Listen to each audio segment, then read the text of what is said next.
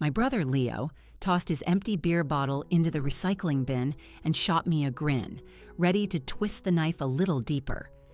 We were at our family's annual cookout in Oak Ridge, and he leaned in, his voice practically dripping with scorn. "So Maya, where's the husband and kids?" "Oh, that's right. You don't have any." My mother and father let out a soft chuckle, and their laughter was a sharper cut than his words ever could be. "I'm Maya Vance, 33 years old, a marketing specialist who had to move back into my parents' home after a painful divorce. I'd been bankrolling their entire existence.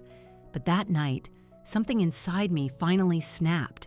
I locked my eyes onto my brothers and fired back. "And where's your money?" "Oh, wait, I've been paying for you all, but that stops today." The patio table fell into a dead silence. My mother's fork clattered against her plate. My father's condescending smirk evaporated. The air grew thick, choked with shock and something else I recognized as fear. They had always underestimated me, assuming I'd just swallow their jabs like I always did. But I was done being their emotional and financial punching bag. That moment wasn't just a comeback. It was the first spark of a fire I had no idea I was about to ignite. I had spent years just trying to keep this family afloat, only to be mocked for the one part of my life that had fallen apart. What they didn't realize was just how deep their betrayal actually ran, or what I was about to uncover. That cookout wasn't just a family fight, it was the very beginning of my own rebellion. Have you ever been stabbed in the back by the people who are supposed to love you most? Let me know your story in the comments.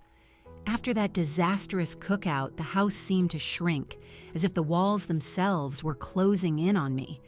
Living with my parents in Oak Ridge wasn't just about sharing a home, it was a daily exercise in biting my tongue. The rental house, a cramped 2-story building with peeling paint, was home to 4 adults with massively conflicting egos. I was the one who paid the rent, the groceries, and the never-ending stream of medical expenses, funneling over $70,000 into what I now saw as a sinking ship. And yet, somehow, I was the one they all viewed as broken, the divorced daughter who couldn't manage to keep a man. My mother, Helen Vance, a retired receptionist, leaned on me for everything. Her heart condition drained not only her energy but also our collective savings, with doctor's appointments and prescriptions piling up like a stack of unpaid bills. She would often sigh dramatically over her morning coffee, murmuring about my poor life choices, as if my ex-husband's decision to leave was entirely my fault. Her words always stung, but she'd soften the blow with a gentle pat on my hand, which made it almost impossible to call out her blatant hypocrisy. My father, Robert Vance, was no better. A former sales executive, he'd become a failed day trader who had burned through all his savings, chasing phantom stock market windfalls. Now he just sat in his worn-out recliner, scrolling through stock market apps on his phone, offering me unsolicited advice about my career while contributing absolutely nothing but a constant stream of complaints. His silence, whenever I needed him to stand up for me, spoke volumes. Then there was Leo Vance, my 27-year-old brother, a self-proclaimed filmmaker who hadn't managed to book a single paying project in years. He spent his days lounging in the basement, storyboarding scenes for imaginary films, and preaching about the importance of following your dreams, all while I was the one covering his cell phone bill and car insurance. His jabs about my divorce were relentless, casually tossed out like grenades over the dinner table. "Guess you're just not cut out for the family life, huh?" he'd say with a smirk as my mother would nod in absent-minded agreement. My father never once corrected him, his eyes glued to his phone screen. My marketing career was doing well, but the high rent in Oak Ridge and the mountain of legal fees from my divorce had left me financially strapped. Moving back in with them was only supposed to be a temporary arrangement, just a few months to get back on my feet. But a year later, I was still there, sleeping in my old childhood bedroom, surrounded by faded band posters and the crushing weight of their expectations. Every single paycheck I handed over felt like a tax I had to pay just for existing, a fee for the privilege of being constantly judged. I wasn't completely blameless in all of this. I could have said no. I could have set boundaries. I could have just walked away, but a deep-seated guilt kept me tethered to them. My mom's fragile health, my dad's financial failures, my brother's aimlessness. I felt like they were my responsibility, or at least that's what I had been conditioned to believe. Family always comes first, even if that means you have to carry all their burdens while they mock you for your own. I would bite my tongue when Leo sneered, swallow my anger when Mom deflected, and ignore Dad's dismissive grunts. But every little slight built up the pressure, like water straining against a poorly built dam. The house itself seemed to amplify all the tension. The kitchen, where we would eat our meals in near silence, was a constant battleground of unspoken grudges. The living room, cluttered with Mom's medical supplies and Dad's old business books, felt like a museum dedicated to their failures. Leo's pretentious indie music would drift up from the basement, a constant, droning reminder of his freeloading existence. I'd lie awake at night, staring at the water-stained ceiling, wondering how I had somehow become the villain in their story. They didn't see any of my sacrifices, only my failure to remain married. What hurt the most wasn't the money. It was the way they had weaponized my pain against me. Leo's taunts weren't just cruel. They were calculated, specifically designed to make me feel small. Mom's gentle chiding, always framed as concern, cut even deeper because it was cloaked in a twisted form of love. Dad's indifference was its own unique kind of betrayal, a complete refusal to ever defend me. I had spent years trying to prove my worth to them, but in their eyes, I was just the daughter who had messed up her life. Still, I could feel a shift happening within me. The more they pushed, the less I found myself caring about their approval. I started noticing things I hadn't before. Leo's new expensive camera lens, Mom's brand-name medications when generics were available, Dad's mysterious online investments. Where exactly was all my money going? I didn't ask them, not yet, but the question began to gnaw at me. I was tired of being their scapegoat, tired of paying for a respect they would never give me. Something had to give, and I was slowly starting to realize that it might be me who would finally make that happen. By the time our annual cookout arrived, I already had a feeling someone was going to turn up the heat. It just turned out to be me. That evening, the smell of barbecue smoke still hung in the backyard, but the air was much heavier with something else: resentment.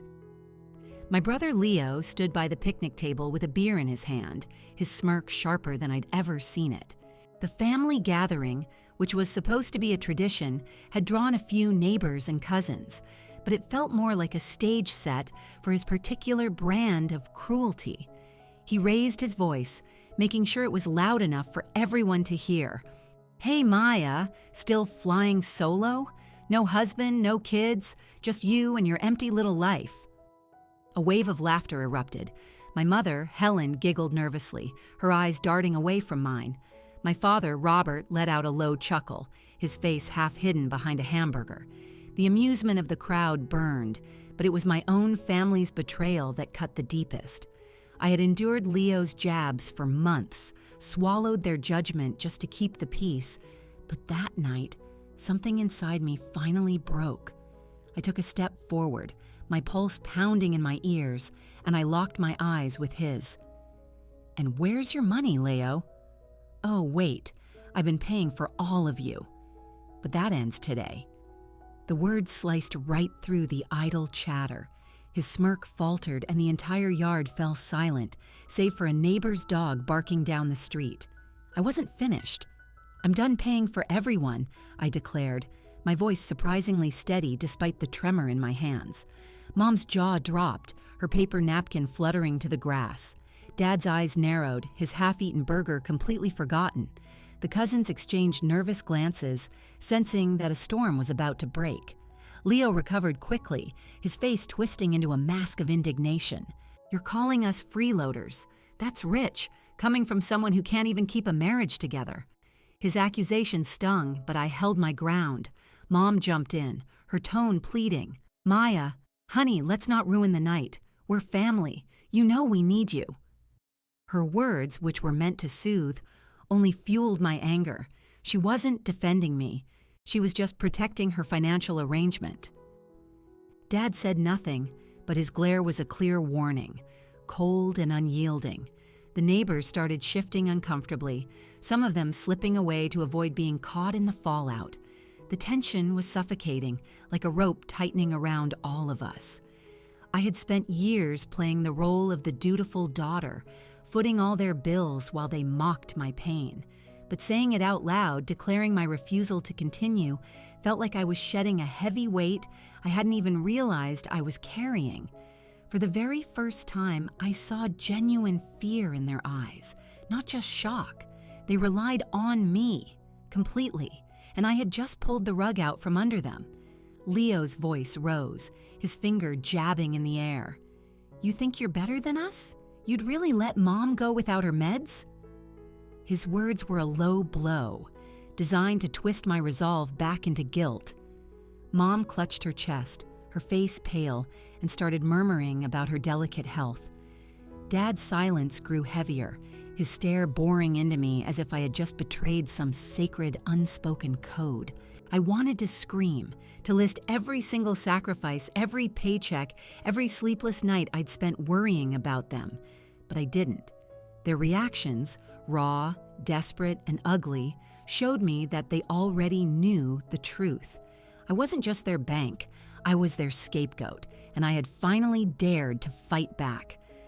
The crowd had thinned out, leaving only family and a few awkward stragglers. A cousin tried to lighten the mood by cracking a lame joke about the burnt burgers, but it landed with a thud. The night was ruined, and I found that I didn't care. Breaking my silence wasn't just an act of defiance, it was a moment of clarity. I saw them for exactly what they were. People who had taken my loyalty for granted and spat on it. Yet, the victory felt bittersweet. Mom's trembling hands, Leo's flushed anger, Dad's icy disapproval, they all pressed in on me, a painful reminder of the family I still loved, despite everything. I had grown up idolizing them, believing that family was an unbreakable bond. Now, standing there in that backyard, I realized that love didn't mean surrender. Their dependence on me wasn't my duty. It was their choice. That realization didn't erase the hurt, but it sharpened my resolve. I couldn't keep living for their approval, bankrolling their lives while they belittled mine. Leo stormed off, muttering curses under his breath, his beer can crunching under his foot. Mom followed him, whispering apologies to the remaining guests, her voice shaky. Dad stayed right where he was, his eyes never leaving my face, as if he was waiting for me to crack. I didn't. The weight of their judgment was still there, but it felt lighter now, overshadowed by a new spark of freedom. I had finally spoken my truth, and there was no going back, but I knew that words alone wouldn't change anything. Their anger, their denial, it all told me they would fight tooth and nail to keep me in line. I needed more than just an outburst to truly break free. As I stood there, their silent accusations ringing in my ears, I knew I had to act. Later that night, I logged into my bank account just to see how bad the damage really was. And that's when I realized that over $70,000 had simply vanished like smoke. My laptop screen glowed in the darkness of my childhood bedroom, and each transaction felt like a punch to the gut. Unauthorized charges, a string of ATM withdrawals, a history of online purchases I'd never made. My bank account was a graveyard of my trust. I had funneled every spare dollar I had into this family, believing it was my duty, but the numbers on the screen didn't lie. They hadn't just been using my money for necessities. They'd been siphoning it for luxuries I had never even seen. My hands were shaking as I systematically canceled the recurring transfers to their accounts, severing the financial lifeline I had provided for years. The confirmation email that popped up felt like a formal declaration of war. The next morning, the fallout began immediately. My brother Leo cornered me in the kitchen, his face flushed red with fury. "You cut us off? You're tearing this family apart," he shouted, slamming a coffee mug down on the counter. His words echoed his accusations from the night before, but now they carried a desperate, panicked edge. He wasn't just angry, he was scared. I stood my ground, my voice calm but unyielding. "I'm not your ATM anymore, Leo. Figure it out." His eyes widened, as if my defiance was a foreign language he couldn't comprehend. He had always relied on my compliance, but that version of me was gone. My mom entered the room then, her hands trembling as she clutched a bottle of her heart medication like a prop in a play. "Maya, how could you do this to me?" she pleaded, her voice cracking. "My medication, my appointments. I need you. Don't punish all of us for one bad night." Her tears looked real, but they felt like a performance, a well-rehearsed tactic to pull me back into line. I loved her, but I could finally see the manipulation for what it was. She wasn't asking for help. She was demanding my sacrifice. I just shook my head, refusing to buckle. "Mom, I've paid enough. It's time for all of you to take some responsibility." My dad was the last to weigh in, his presence filling the living room like a gathering storm cloud. He didn't raise his voice, but his words cut deeper than any shout could have. "You think you can just walk away from this? It won't be that easy, Maya." His threat hung in the air, vague but menacing, a chilling reminder of his ability to make my life difficult. I met his cold gaze, my resolve hardening. "I'm not walking away, Dad. I'm standing up." His jaw tightened, but he said nothing more, retreating to his recliner with a dark scowl. Their attacks, Leo's rage, Mom's tears, Dad's warning, were a coordinated assault designed to break me. But I refused to bend. Alone in my room, I started digging deeper. I pulled up old bank statements, scrolling through months and months of transactions. The evidence was damning. Cash withdrawals linked to Leo's PayPal account, medical co-pays far exceeding Mom's actual prescription costs, and a series of mysterious transfers to Dad's obscure online trading accounts. I scrolled through my phone and found buried text messages in old group chats. Leo asking for a little extra for his film gear, Mom requesting funds for emergencies that never seemed to materialize, Dad's curt demands for business expenses. Each message was another thread in a complex web of deceit. They hadn't just used me, they had planned it, counting on my guilt to keep me blind. The betrayal hit me harder than any of their words ever could. I had given them everything, my savings, my stability, my peace of mind, because I truly believed that family meant sacrifice. But they had turned my loyalty into a blank check, spending my trust as freely as they spent my money. Leo's new camera equipment, Mom's designer prescription glasses, Dad's shady ventures. I saw it all now, hidden in plain sight. The house, which had once been a refuge, now felt like a cage. Every creak of the floorboards, every muffled murmur from the living room was a reminder that I was surrounded by people who had bled me dry and had the audacity to call it love. A cold, heavy sense of isolation began to creep in. I started avoiding the kitchen, where Mom's theatrical sighs filled the air. I dodged the living room, where Dad's hostile glare followed my every move. Leo's music, once just an annoyance, now sounded like a taunt blaring from the basement. I started eating my meals in my room with the door locked, my laptop my only companion. The silence that had fallen between us wasn't peace, it was a battlefield, with each side just waiting for the other to crack. I missed the family I thought we were, the one I had grown up believing in, but that family didn't exist. Maybe it never had. Still, I wasn't done. Their emotional barrage had shaken me, but it had also fueled me. I printed out the bank statements, highlighted all the suspicious charges, and saved screenshots of their texts. Every piece of evidence was another brick in the wall I was building, a defense against their manipulation. I wasn't just protecting my money anymore, I was reclaiming my life. The more I uncovered, the clearer it became. This was never about need. They had betrayed me not out of desperation, but out of a deep-seated sense of entitlement. They truly believed I would never fight back, that I would always be their safety net. I thought about confronting them again, laying out all the proof then and there, but I held back. A shouting match wouldn't fix this. It would only give them more opportunities to twist the truth.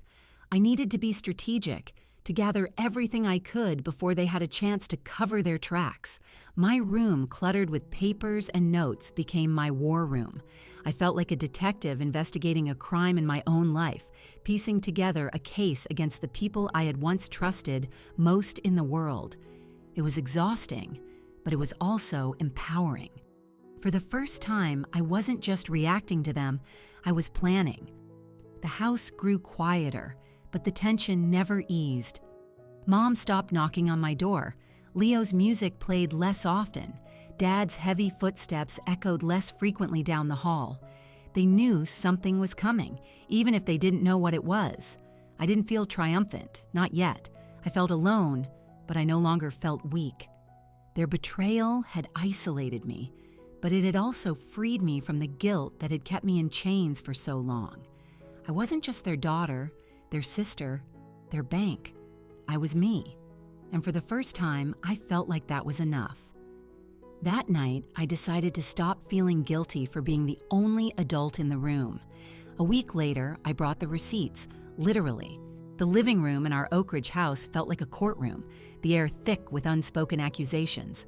My family had summoned me for a meeting, their faces set like a grim tribunal.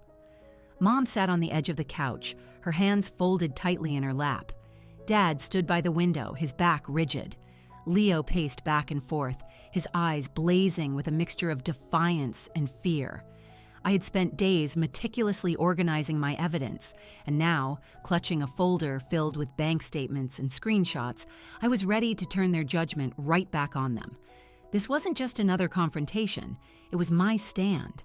I started with the numbers. $70,000, I said, my voice echoing in the tense silence as I held up the highlighted statements. That's how much you've taken from me without my permission. Their eyes widened, but I didn't give them a chance to interrupt. I laid out the proof, piece by piece. Charges that traced directly back to Dad's failed day trading accounts. Thousands funneled into what Leo called his film studio. You used my credit cards, drained my savings, like it was your own personal slush fund, I said, my voice level and steady. I slid printed copies of their text messages across the coffee table, Leo's casual requests for gear money, Dad's vague demands for investment capital. Each piece of paper was another nail in their flimsy defense, exposing the cold, calculated nature of their betrayal. Leo exploded first. "You're lying," he shouted, his fist slamming down on the table. "You gave us that money. You can't just decide to take it back now." His denial was desperate, his voice cracking under the undeniable weight of the evidence. "I didn't even flinch. I didn't give you anything, Leo. You stole it." His face flushed a deep red, his words stumbling into an incoherent fit of rage. Mom broke down, tears streaming down her face as she clutched at her sweater. "Maya, how could you accuse us of this? We're your family. I'm sick. I needed help." Her sobs were raw, but I saw the pattern now. Her illness wasn't an excuse. It was a weapon. Dad remained silent, his gaze fixed on the floor.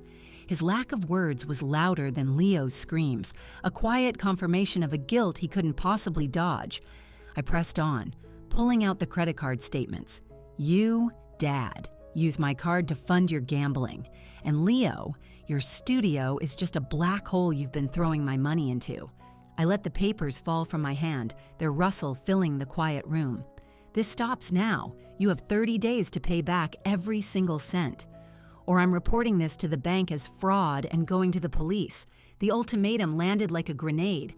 Leo froze, his mouth hanging open. Mom's cries grew louder, her hands covering her face. Dad's jaw tightened, but he still didn't look up. The room felt smaller, their collective panic pressing in on me from all sides. Leo recovered just enough to lash out. "You'll destroy us." "You're heartless," he spat, his voice hoarse. I met his glare head on. "No, Leo, you destroyed my trust." Mom's pleas turned frantic. "Please, Maya, think about me." my health, our home. Her words still tugged at the old guilt, but I held firm. Mom, I've thought about you for years. It's time you all started thinking about me. Dad's silence stretched on, his stillness unnerving. I waited for his usual veiled threats, but none came. His defeat was written in his posture, the slump of a man who had finally been caught. For the first time, I felt a sense of power, not the fleeting rush of defiance, but the steady, quiet strength of control. I had spent years as their lifeline, their scapegoat, their bank. Now, I was their reckoning. The evidence wasn't just paper, it was my voice, finally being heard. Their reactions, Leo's fury, Mom's tears, Dad's quiet shame, showed me they had never expected this. They had banked on my guilt, on my loyalty, to keep me silent forever. But I wasn't that daughter anymore. Yet I wasn't naive. Their shock was not surrender. Leo's clenched fists, Mom's trembling sobs, Dad's eerie calm, they were regrouping, not retreating. I had won this round, but the war was far from over. Reporting them would mean legal battles, family ties severed beyond any hope of repair. The thought weighed on me, not as guilt, but as a sobering reality. I loved them, even now. But love didn't mean I had to let them ruin me. I'd given them a chance, 30 days to make it right. Whether they took it was their choice, not mine. I gathered my papers, the folder feeling heavy in my hands. 30 days, I repeated, my tone final. Leo muttered a string of curses and stormed off toward the basement. Mom stayed on the couch, her cries softening into pathetic whimpers. Dad turned to face the window, his back a solid wall of refusal. I didn't need their approval, not anymore. I had laid their lies bare, and for now, that was enough. The living room, once a place of forced togetherness, felt like a stage I had finally walked off of. I walked out of the room, my steps deliberate, my heart steady, but not light. This wasn't the end. Their desperation would surely fuel a counterattack. More excuses, more manipulation, maybe even worse. I had exposed their betrayal, but they wouldn't go down quietly. The next move was theirs, and I had to be ready. For years, I had carried their burdens, believing it was what made me part of the family. Now I carried only myself, and it was liberating. The evidence in my folder wasn't just proof of their theft, it was proof of my own worth. I wasn't their victim, I was their equal, and they had seriously underestimated me. As I left them in that room, their silence wasn't victory, it was the calm before their storm. Clara, my colleague and the only person who had witnessed my slow unraveling, helped me set things right and quietly plan my escape. Clara Chen, a sharp-eyed accountant with an uncanny knack for cutting through chaos, had been my rock since my divorce. Over coffee in a downtown Oak Ridge diner, I spilled everything. The stolen $70,000, the confrontation in the living room, the 30-day ultimatum. She didn't flinch. "We're fixing this," she said, her voice steady, as she handed me the number of a specialist at her bank. That phone call was the first step in the long process of untangling my name from the mountain of debt my family had racked up. The specialist, a brisk woman named Laura, walked me through the process of freezing my accounts, disputing fraudulent charges, and filing the necessary claims to begin reclaiming my credit score. It wasn't a quick fix. The paperwork piled up and the phone calls dragged on, but each step felt like I was reclaiming a piece of myself. Back at the house, the consequences of my actions were unfolding. Without my payments, my mom, dad, and Leo couldn't cover the rent. The landlord, fed up with their endless excuses, terminated their lease. Boxes began appearing in the living room, half-packed with Mom's old knickknacks and Dad's business manuals from the 90s. Leo's corner of the basement, once cluttered with his precious filmmaking gear, looked barren. He'd been forced to sell off his equipment to cover some of his personal debts. They were scrambling, making plans to move to a cheaper, smaller place across town. I didn't gloat. Watching them pack up their lives wasn't a victory. It was just a consequence. For years, I had carried their weight. Now they were finally learning to stand on their own, or to fall. I had my own plans to make. Clara drove me to see apartments, her cheerful chatter about lease terms and square footage, a welcome distraction. We toured a one-bedroom place downtown, and its big windows let in a stream of light that felt like hope. The rent was steep, but my marketing job could handle it, especially now that my family wasn't draining every penny I earned. I pictured my own space, with no basement music and no judgmental glares. Standing there in that empty living room, I felt a fragile but real spark of freedom. Clara grinned, sensing the shift in me. "This is it. This is yours," she said, squeezing my arm.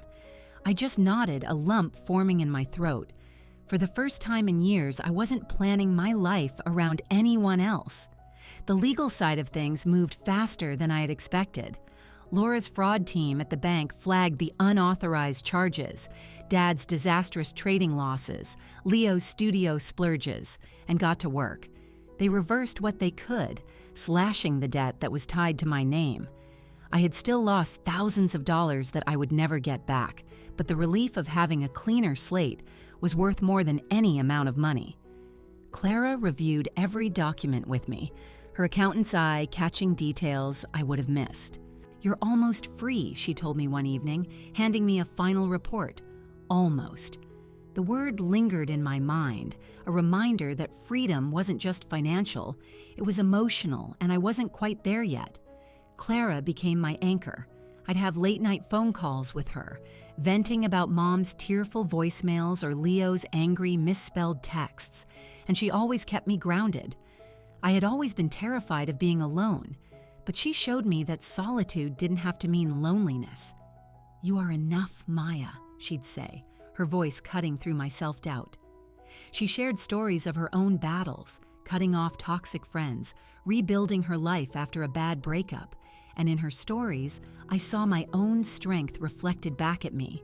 With her, I wasn't the broken daughter or the family bank. I was just Maya, and that was enough. Meanwhile, my family's world continued to crumble. Leo's filmmaking career hit a brick wall when creditors started coming after him for his studio loans. He had borrowed heavily, always assuming that I would eventually bail him out. Now he was dodging calls, his big dreams buried under a pile of late notices. Dad's professional reputation took an even harder hit. His old business contacts, once drawn to his slick promises, turned cold when word began to spread about his shady dealings. Mom tried her best to hold everything together, but her health faltered under the stress, her doctor's visits piling up without my money to cover them. I felt a pang of guilt, but then Clara's words echoed in my mind. "You didn't cause this." They did. Packing my things was a bittersweet experience. My childhood bedroom, which had once felt like a cage, was now just a room. Its faded posters no longer seemed to mock me. I boxed up my clothes, my books, and a few old photos. None of my family, not yet. The hurt was still too raw. Clara helped me, taping up boxes and cracking jokes to keep my spirits up. "You're not just moving out," she said, tossing me a roll of packing tape. "You're starting over." Her optimism was infectious, and for the first time, I let myself believe it. The house grew emptier as my family packed, their footsteps heavy with resentment. We barely spoke, our interactions limited to curt nods or mumbled necessities. Signing the lease on my new apartment was a quiet triumph. The downtown apartment was mine, a blank canvas for a life that I would get to choose. I walked through it again, alone this time, imagining furniture, plants, maybe even a cat. The thought made me smile, a real, genuine smile, not the forced ones I'd been wearing for years. I wasn't running away from my family. I was walking toward myself. The fear of being alone still lingered, but it was smaller now, overshadowed by a sense of possibility. Clara had shown me that I could build a life without their approval, and I was finally ready to try. My family's consequences were not my burden anymore. Leo's debt, Dad's disgrace, Mom's health, it wasn't my responsibility. He had taken a job at a logistics hub, hauling crates on the night shift to slowly chip away at his studio debts. The expensive camera gear he had bought with my money was long gone, sold off to keep the creditors at bay. My parents weren't faring much better. Mom and Dad had moved into a cramped apartment on the outskirts of the city, all of their belongings stuffed into a dingy one-bedroom unit. Without my income, they were leaning entirely on Social Security, scraping by on meager government checks. Mom's health was strained under the change, her prescriptions barely covered. Dad's once proud demeanor had completely faded, his grand business schemes buried under the heavy weight of reality. I didn't hear any of this from them directly. The information trickled in through neighbors' whispers and occasional updates from Clara. I felt no urge to check in on them, no pull to try and fix their mess. Their consequences were not my fault, and that truth had finally settled deep within me like a stone. My world, on the other hand, was expanding. At the marketing firm, a few of my campaign pitches caught the director's eye, and I was offered a promotion to senior strategist. The raise meant real stability, a comfortable buffer against the financial scars my family had left behind. I bought a new couch and a fancy coffee maker, small, simple things that felt like anchors in my new life. My apartment became my haven, its big windows framing the glittering city skyline. I started cooking elaborate dinners for myself, reading books for pleasure, and even tried painting. All hobbies I had shelved years ago to carry my family's burdens. Each choice, no matter how small, was a step toward independence, a life shaped by me and for me, not for them. The raw anger I had once felt toward them had dulled into something much quieter. I didn't hate Leo for his theft, or Mom for her manipulations, or Dad for his silent complicity. I didn't wish them any harm. I just didn't want them in my orbit. Setting that boundary wasn't an act of betrayal. It was an act of survival. I had spent years believing that family meant endless, one-sided giving, but I saw now that love shouldn't cost you everything you have. Cutting contact with them wasn't running away. It was choosing myself. That clarity brought with it a sense of calm I hadn't known was possible, a peace that didn't depend on their approval. Leo's days were a far cry from peaceful. The warehouse job was grueling, with long shifts that left him too tired to even dream of making films. His studio debts loomed over him, a constant nagging reminder of his arrogance and overreach. Creditors hounded him, and without my safety net, he had no choice but to face them alone. I would sometimes imagine him in that warehouse, lifting heavy boxes under harsh fluorescent lights, his once bright future narrowed by his own selfish choices. It wasn't my burden to carry, but I couldn't help but picture it, a life he had built for himself, just as I was now building mine. Mom and Dad's new reality was equally stark. Their apartment, from what Clara had heard, was a world away from the spacious house we had once shared. Mom's health struggles were real, but so were the years she had spent leaning on me instead of making any kind of plan for her own future. Dad's blustering business bravado was gone. He was a shadow of the man who had once intimidated me. Social Security kept them afloat, but just barely. They had relied on my money to mask their deep-seated flaws, and without it, those flaws were laid bare for the world to see. I didn't revel in their hardship, but I didn't mourn it either. They had been given years of chances and had chosen to take instead of build. My promotion gave me more than just money. It gave me a renewed sense of purpose. I was leading a team now, brainstorming campaigns in sleek, modern conference rooms. My colleagues respected my ideas, a sharp and welcome contrast to the constant dismissal I had faced at home. Outside of work, I was finding my own rhythm. I joined a book club, got to know my neighbors, and even adopted a small kitten I named Sage. She would curl up on my couch at night, her soft purring a gentle reminder that my home was finally my own. Clara visited often, her easy laughter filling the space. She'd been right all along. I was enough, and I was proving it to myself every single day. The distance from my family wasn't just physical anymore. By blocking their numbers and ignoring their attempts to reach me through mutual contacts, I had drawn a line that they couldn't cross. I didn't lie awake at night wondering about their days or checking up on their struggles. That part of me, the one that felt endlessly responsible for them, was gone. I had given them everything once, and they had squandered it. Now I was building something they could never touch. My apartment, my career, my life. They were all mine, earned through choices they would never be able to understand. Leo's warehouse shifts, Mom and Dad's cramped apartment, my quiet evenings with Sage. They were parallel lives, connected only by a past that I had finally left behind. I didn't need their apologies or for them to change. I just needed this life, a life where the only person I had to answer to was myself. The guilt that had once gnawed at me was now just a distant memory, replaced by a steady, quiet sense of rightness. Boundaries weren't walls, they were doors, and I had opened mine to a future I had chosen for myself. As I locked my apartment door that night, I knew I wasn't running from them anymore. I was running toward me.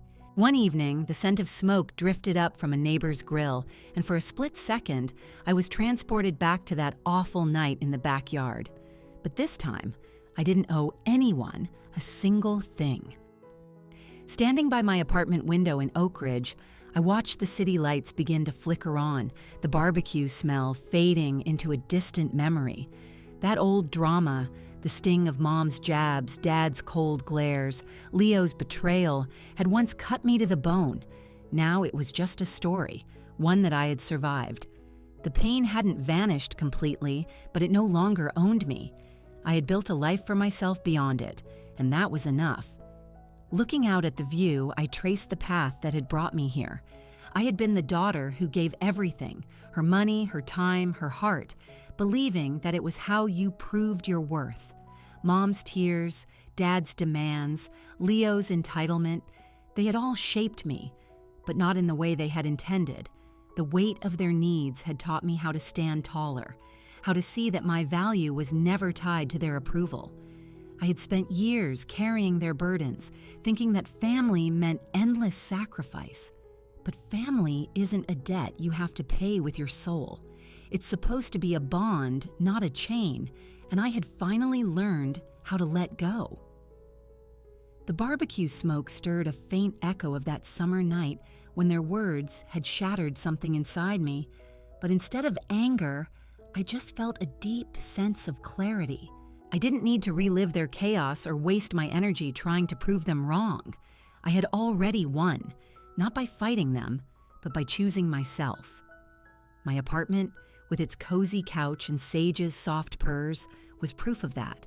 My promotion, my book club, my quiet evenings, they were all mine, built without a single ounce of their validation. I wasn't the failure they had always mocked me for being. I was enough. I always had been. Clara's voice echoed in my mind, her words a lifeline that had guided me through the worst of it. She had seen me at my absolute lowest, yet she never once doubted that I would rise. Her belief in me, so steady and unflinching, showed me what true support was supposed to feel like. I thought of my mom, her pleas masking a deep-seated manipulation. My dad, his silence, a carefully wielded weapon. Leo, his dreams built on my losses. They weren't my story anymore. I had written a new one, line by line, choice by choice. The scent of barbecue wasn't a trigger. It was a reminder of just how far I had come. Self-worth is non-negotiable. That's the one lesson I carry with me now. For years, I let their needs define who I was, believing I had to earn my place in my own family. But worth isn't something you have to prove, it's something you have to claim. Setting boundaries wasn't just about cutting contact, it was about declaring that I deserved better. I didn't need their love to feel whole. I needed my own. And in choosing that, I found freedom. Not the loud, triumphant kind, but the quiet, unshakable strength of knowing that I could stand on my own and still be enough. I turned from the window, the city's hum a soft backdrop to my thoughts. My life wasn't perfect. Bills still piled up, work stressed me out sometimes, and on some nights I still missed the idea of the family I had always hoped we could be. But those moments didn't break me anymore. They just reminded me why I had fought so hard for a life where I answered only to myself. I had lost $70,000 in years of trust, but I had gained something priceless in return: me.